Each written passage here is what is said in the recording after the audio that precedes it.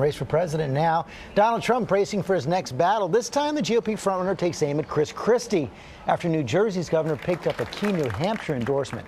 ABC's Tom Yamas here with the latest. Good morning, Tom. George, good morning to you. Governor Christie says Trump's wrong about what he saw on 9/11 and wrong for mocking that disabled New York Times reporter. This, as Trump says he's gearing up for some of the biggest fights yet in this campaign.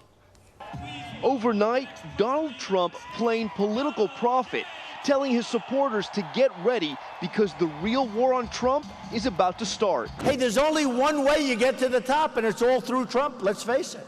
Even I think Cruz is going to have to hit me. It's going to be a sad day, but we will hit back, I promise. Trump also toying with the idea of skipping the next debate. I won't do the debate unless they pay me $5 million, all of which money goes to the wounded warriors or go to vets.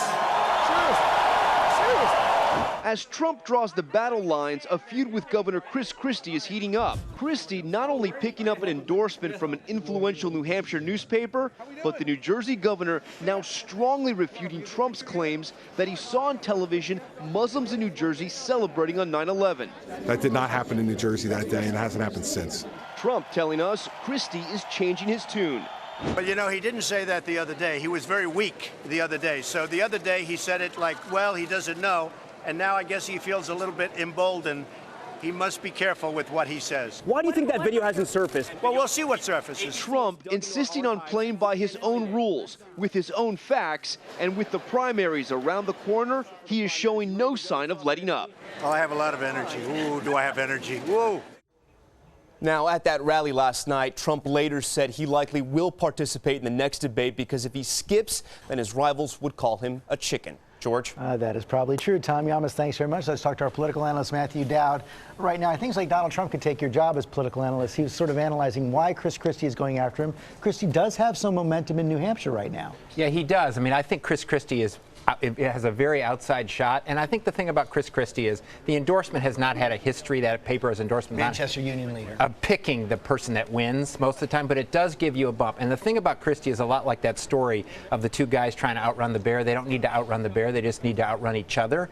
Christie doesn't need to finish first. He just needs to move up to third to become the establishment candidate. It's an outside shot, but he's still got a shot to do that. So you're saying he doesn't have to beat Donald Trump in New Hampshire. He has to beat Jeb Bush, Marco Rubio, John Kasich. Exactly. He's got to finish ahead of the establishment pack to become the alternative. Meantime, we looked at our polling back for the last few months. Donald Trump's lead remarkably stable.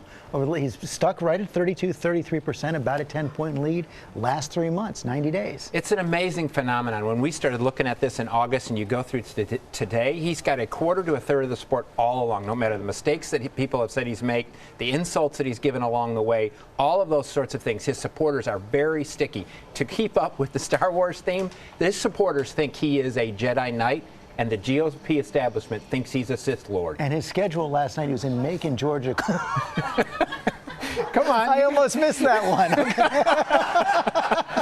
Come on. You got to stay with it, George. I didn't completely miss it. Quickly, in Georgia last night, key date of March 1st. Yes, I think March 1st is going to be the point in time this race comes down to four candidates. It's going to be Donald Trump, probably Ted Cruz, Marco Rubio, and one other who we don't know yet. I think this race is going the same way as the college playoffs. Our Disney bosses are going to love you today.